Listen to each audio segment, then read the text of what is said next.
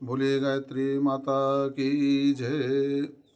आइए गीता चिंतन में आज हम अध्याय 10 विभूति योग श्लोक नंबर 8 का चिंतन करते हैं। इसमें भगवान अर्जुन से कहते हैं कि हे अर्जुन, अहम सर्वस्य प्रभुवो मत्तः सर्वं प्रवर्तते इतमत्वा भजन्ते मां बुधा भाव समन्विताः।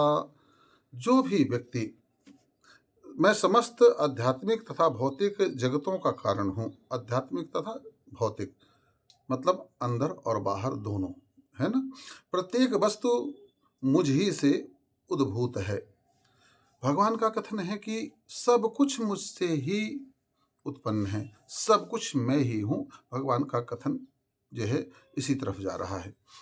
और जब व्यक्ति ऐसा जो है मुझे जान लेता है तो वह फिर मुझसे कहीं अलग होता नहीं, फिर वो मेरी ही भक्ति करता है ना। पूरी तरह मेरी पूजा में तत्पर हो जाता है, मेरी प्रेमा भक्ति में लग जाता है। जब सब कुछ हमें पता हो गया कि हमें देने वाला कौन है, हम जहाँ भी हैं वो किसकी भूमि है, हम जो भी हैं वो किसके हैं, जब सब कुछ हमारा परमात्मा ही है, हमें सुख देने वाला, हमें आनंद देने वाला, हमें इंद्रियों और विषयों से भी सुख देने वाला, हमें आत्मा से परमात्मा की सुख की अनुभूति करने वाला, सब कुछ जब वही परमात्मा है तो फिर परमात्मा के अलावा और कहीं भटकने की आवश्यकता भला कैसे हो सकती है। जब तक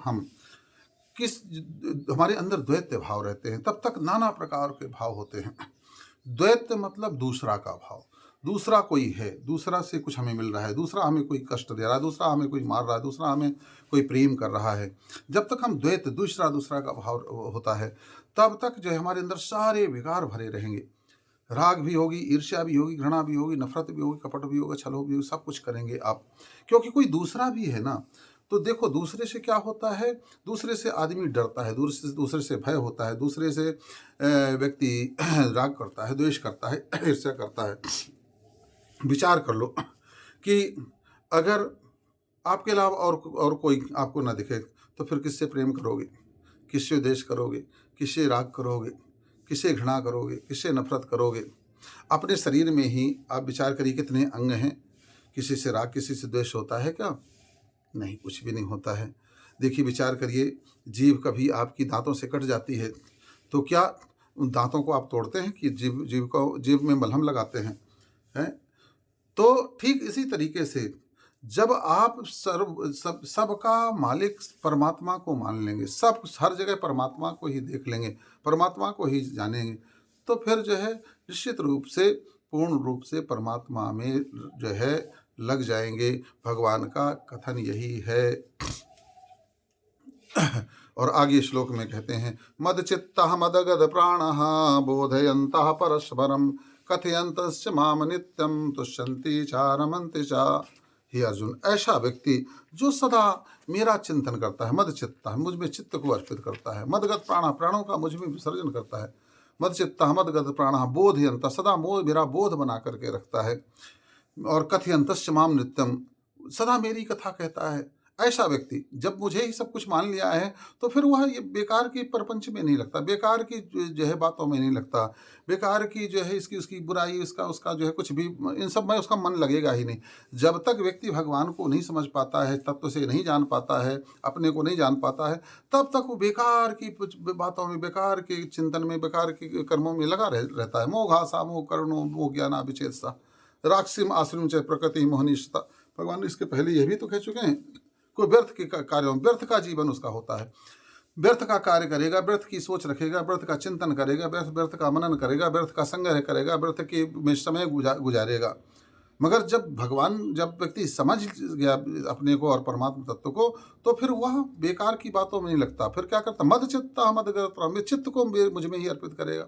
सब भक्तों को आप देखते हैं, वो जहाँ प्रपंच की बातें हों, जहाँ बेकार की बातें हों, किसी बुराई की बातें हों, तो वहाँ से वो रुकते नहीं। अक्सर आप देखोगे जो संत होगा, भक्त होगा, वो झुंड में कभी नहीं रहेगा। क्योंकि सांसारिक व्यक्ति जो झुंड बना करके चलते हैं रहते हैं, वो सब केवल परिचर्चा में लगे रहते हैं। वो संसार की बातों सांसारिक बातों में लगे रहते हैं और अपने समय को खराब करते हैं। हमने देखा है कि जो है बहुत सारे ऐसे लोग जो रिटायरमेंट हो जाते हैं, वो जो है भाई लोग क्या करते हैं, खूब ग्रुप बना लेते हैं और ग्रुप बना करके सांसारिक बातों में अपने समय को जाया करते हैं। कुछ ऐसे भी हैं कि जो आध्यात्मिक चर्चा में लगे रहते हैं, मगर बहुत ज़्यादातर ऐसे होते हैं कि जो है वो सांसारिक बातों में, वो फिर बहू की बात तो, बेटा की बात तो, जो है गुजर गया है, जहाँ से वो आए हैं, जिस डिपार्टमेंट में थे उसकी बातें, वो सब अभी भी वो जो है भूत उनका पीछा नहीं छोड़ता है। तो मगर जो मुझे समझ जाता है, जो जान जाता है, वह फिर मदचित्तः मद्गत प्राणः बोधयन्तः परस्परम, वो सदा मेरा चिंतन करेगा, मुझ प्राणों का विसर्जन मुझ में करेगा, मेरा बोध बना करके रहेगा, मेरी कथा से सदा कहता रहेगा। और जब जो ऐसा व्यक्ति जो हो जाता है तो फिर क्या होता है, तेषां सतत युक्तानां भजतां प्रीतिपूर्वकम ददामि बुद्धि योगम तम यो न मापयांते। ऐसे ही बुद्ध व्यक्ति को मैं बुद्धि का योग दे देता हूँ जो है अर्जुन। बहुत सुंदर श्लोक है। इसकी व्याख्या तो अभी और हम कल भी करेंगे। ये 10वें श्लोक की, तेषां सतत युक्तानां, ऐसे सतत युक्त व्यक्ति को मैं बुद्धि का योग दे देता हूँ। बोलिए गायत्री माता की जय।